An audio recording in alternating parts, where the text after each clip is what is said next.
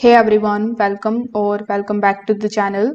In today's video, I will show you exactly how to use Codex inside Visual Studio Code, fast and easy and step by step. First of all, you need to download and install Visual Studio Code on your device. For that, you need to come here on code.visualstudio.com. Then you can download it for your Windows PC. Now, once the installation is completed, you just have to launch it, and this is going to be the interface of Visual Studio Code in front of you.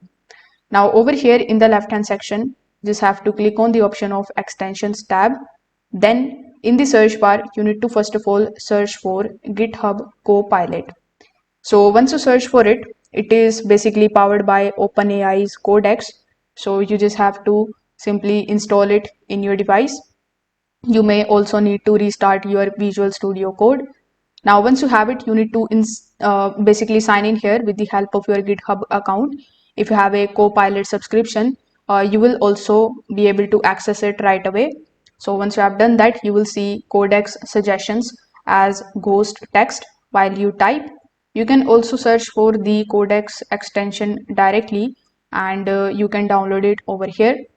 Then if you want more control, you can press the tab option to accept the suggestions and use the keyboard shortcuts to cycle through the multiple operations when you install both of these applications.